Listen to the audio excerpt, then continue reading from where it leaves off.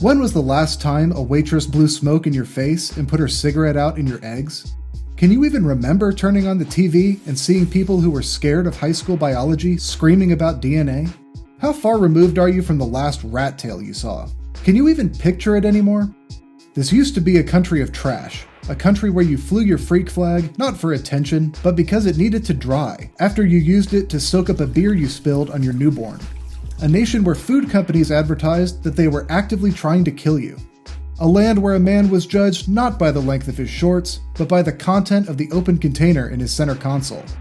The loud, brash, and unapologetic American stereotype that made us notorious around the rest of the world permeated every aspect of our lives. Our movies were crass, our shows were insane, our musicians were strung out, our athletes were juiced out of their minds, even our presidents were trashy, cheating on their wives with the country's biggest stars and getting sucked off in the Oval Office. Their trash rolled downhill, which gave us the real trickle-down economy. The average American drove to work in a pollution-belching sedan, kept a buzz going from 9 to 5, slung their garbage into the ocean on their way home, and took the wife and kids out to dinner where everyone pretended that smoke doesn't waft. Eventually, they brought home a hideous computer and went online for the first time. They innocently browsed a scattered and unrefined internet, oblivious to what it was about to steal from them. As the world became more connected, those in power started to clean up their image to appeal to their newfound global market. All the content in their catalogs, every piece of which featured that signature American trash, was either remade or altered before being exported across our border and past foreign censors. It blew open the gates on its way, blazing a trail for newly minted garbage to march in and squeeze even more cash out of people held at gunpoint. Meanwhile, back home, the domestic box office was left to suffer through randomized celebrity casts and mind-numbingly repetitive storylines. In another country, these changes might not even be noticeable. Sure, a few characters might be reimagined, but overall, it would pretty much be the same. But not in America. In America, these trash-free remakes stand out like the people who enjoy them. Not just because they're worse than the originals, but because they're specifically designed so the audience feels like their viewing decisions put them on the right side of history. And it's not just our entertainment. Our politics, our architecture, our cars, our technology, everything has trended away from its differentiated trashiness and toward flawless uniformity, where contrast is only found in labels and choice is meaningless. Our celebrities are different names for the same words and faces, and our news is a staged face-off set to the sound of boots in lockstep.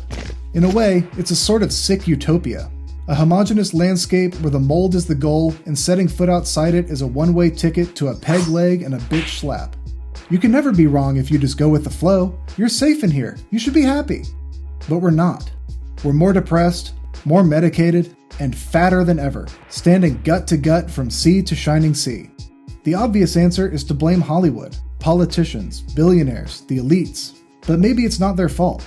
Maybe it's a foreign superpower trying to sow division and weaken the big, scary United States from the inside. Maybe it's the fluoride in the water, or the chemicals in the air, or the melting ice caps, and the boiling oceans. Or maybe it's that after decades of being told to fall in line, follow directions, join the herd, an entire country collectively repressed the grime and the sleaze and the filth that made them who they were. We bastardized and twisted the American dream into something it was never meant to be. It wasn't to succeed and leave your trashiness behind. The American dream was to rise up and bring your trashiness with you, allowing it to spill into the lives of people foolish enough to think they could escape it. We lost sight of what makes a real American patriot. The real patriots aren't breaking into the Capitol. They're not rioting in the streets. They're proposing to a woman they just met at the gathering of the Juggalos. They're sustaining life-altering injuries at a child's birthday party. They're at the beach, pretending to metal detect while their wife gets sucked out to sea in a riptide. They're in their front yard, screaming at their child for smoking the wrong brand of cigarettes. They're staring at a screen, listening to some guy lament the washing of society and culture, knowing that when the video ends, they'll see their reflection and notice there's an alarming lack of trash around them. And they miss it.